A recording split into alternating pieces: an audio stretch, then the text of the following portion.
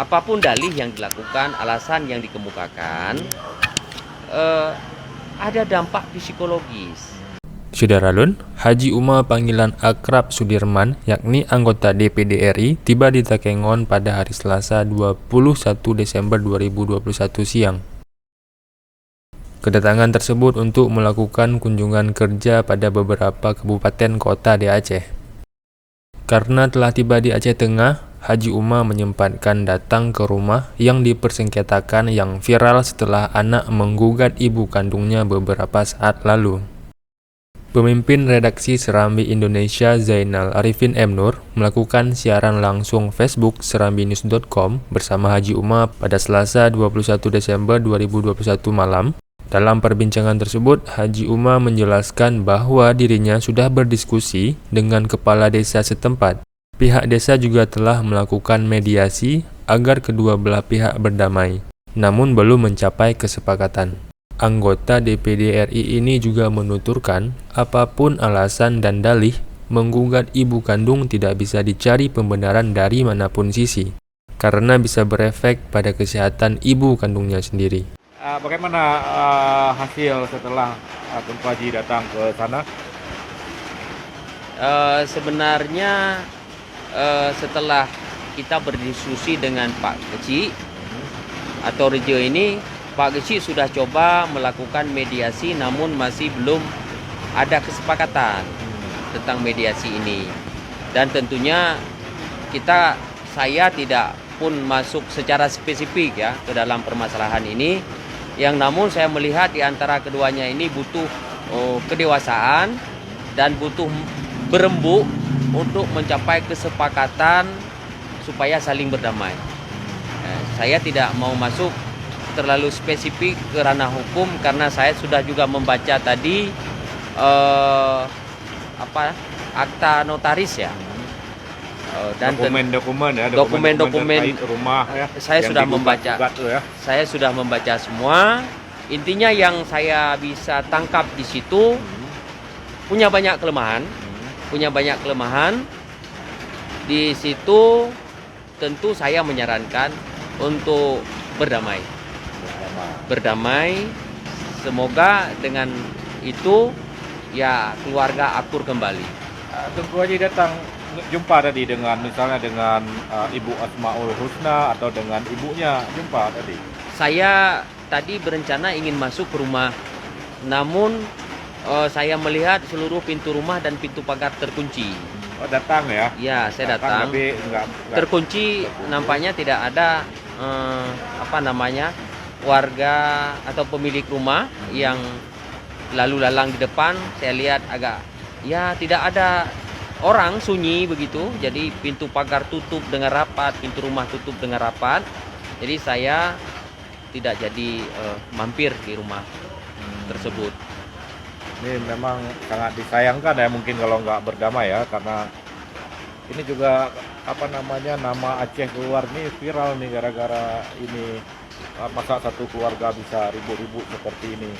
Tunku Haji sebagai perwakilan orang Aceh harusnya datang masuk ke rumah itu, mungkin bisa mendamaikan tuh gimana nih?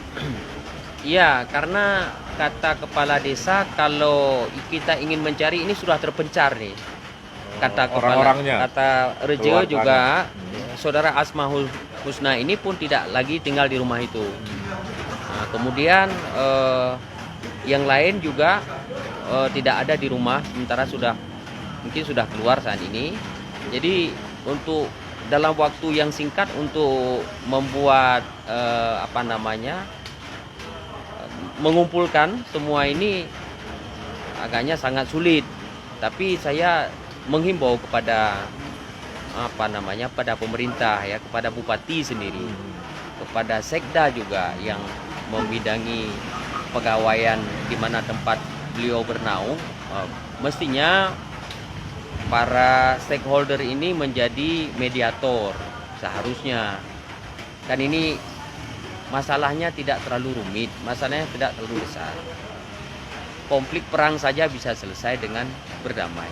Apalagi masalah intern keluarga, saya rasa ini dengan upaya yang dilakukan dengan memang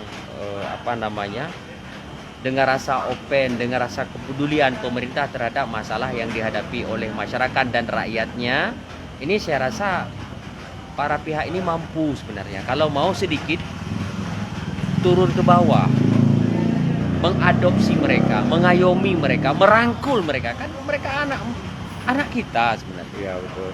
Ya Ceralun, ini kami kebetulan nggak ada janji ya di Takengon ini Bang Mayadi. Saya janjinya sama Bang Mayadi ya. Ya, Karena Wali. sama-sama orang Serambi. Siap, Wali. Jadi ternyata Haji Uma ada di sini juga. Jumpa Bang Mayadi, ada Haji Uma juga. Saya dapat kabar dari Bang Mayadi, Haji Umanya pergi ke rumah itu. Nah, Ya. maka saya ajak bicara juga. Mau dengar langsung kalian, karena saya udah mendengar langsung, saya ajak Haji Uma juga bercerita kepada Ceralun bagaimana sih kondisi permasalahan yang terjadi yang sedang viral ini ya. Betul. Supaya ini jangan, karena ada yang anggapan macam-macam di masyarakat. Ada yang menganggap ini anak durhaka kan juga kan, ada mengatakan seperti itu. Terus kemudian ada apa namanya, ternyata Ibu Asmaul Husna mau menggugat nanti rumah, nanti kalau udah menang dia kasih ke ibunya. Ya. Seperti itu mungkin ada pendapat.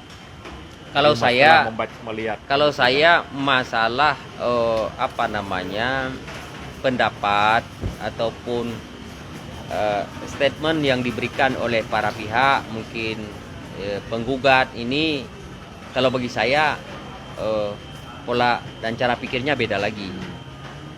Tentu secara prinsipil saya tidak bisa mentolerir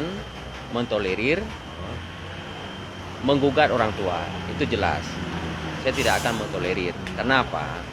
Apapun dalih yang dilakukan, alasan yang dikemukakan,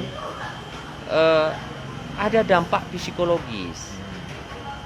Orang tua dengan umurnya di atas 60, itu beban psikologis dan daya tahan tubuh sudah mengurang, ya kan? Terhadap respek terhadap berbagai masalah yang dihadapinya, ini belum tentu seumur dia itu enggak akan berimplikasi kepada kesehatannya. Jantung pasti. Itu memang sudah apa namanya? Sudah fisiknya, psikologisnya sudah begitu bawaannya. Orang tua tidak bisa ada beban mental yang membuat dia stres, sehingga itu ya memang umur dari Allah ya. Tapi secara tidak langsung ini menggiring percepatan orang tua kita drop. Nah, ini logika apapun yang disampaikan kalau ini nantinya, tapi pada proses ini kita yakinkah orang tua ini bisa menerima beban yang sebesar itu? Ya menggugat dengan menggugat hartanya juga ya, angka juga ya. Iya. Uang ya. Iya, dengan angka misalnya 700 juta. Sangat fantastis kan? Nah, ini tentu ada beban mental dan tentu stres. Setelah stres akan bawanya ke jantung. Jantung akan drop, collapse, dan menemui ajal. Tapi kalau misalnya si ibu ini Asmaul Husna ini menggugat adik-adiknya, itu boleh nggak ya kira-kira? Bisa saja, kalau menggugat adiknya bisa saja, ya kan? Kalau dalam proses menggugat adiknya itu tidak apa-apa, silakan. Tapi jangan orang tua. Tapi harusnya adik-adiknya, abang-abangnya jangan juga lah. Kan satu darah, masih saudara. Iya, ini bicara dalam konteks kalau memang ingin dijalankan gitu. hukum ya, konteks hukum. Tetapi kalau bicara tentang kesantunan, apa namanya, kearifan, dan jangan. Tentu kita secara kearifan kita orang Aceh tidak begitu. Tapi bicara tentang konteks hukum misalnya, kalau kepastian hukum, kalau ingin silakan. Tapi jangan ibunya. Jangan ibunya. Kalau kolerasinya tadi ingin dikatakan bahwa rumah digugat, dapat hak milik dikasih ke ibunya. Apa itu dari apa namanya, dari sistem yang dilakukan, dari kerja yang dilakukan ini, dari perencanaan yang kita lihat, domainnya itu mengarah nggak ke sana? Saya rasa tidak. Kalau memang ibunya itu masih 40 tahun, itu pasti beban psikologisnya nggak begitu. Orang tua kan sangat peka dan bisa drop. Bagaimana kita mau kasih rumah, dia sudah meninggal? Kalau logikanya begitu.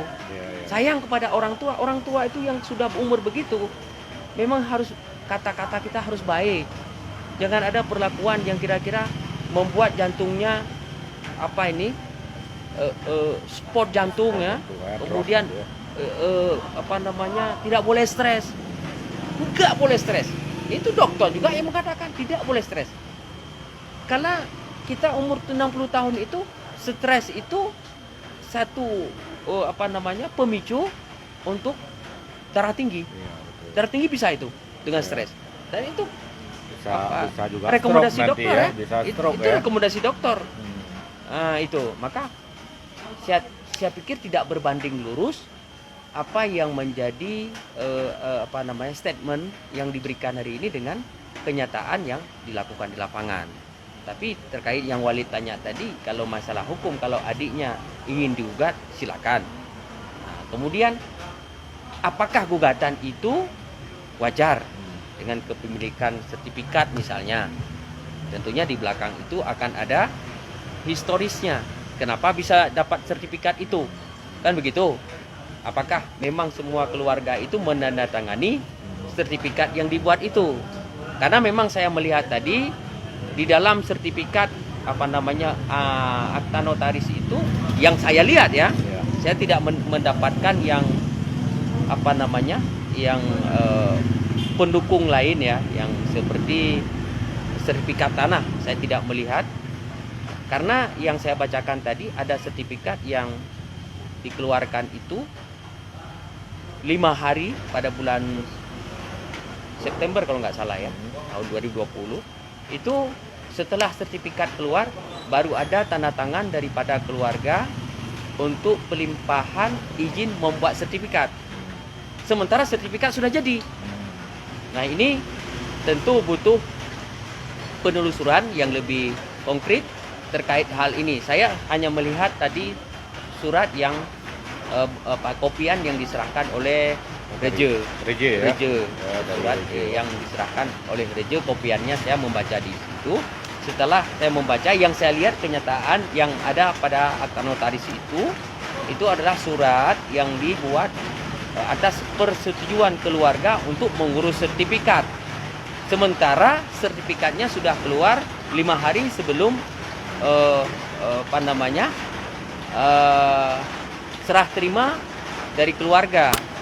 Nah, itu hibah dari keluarga.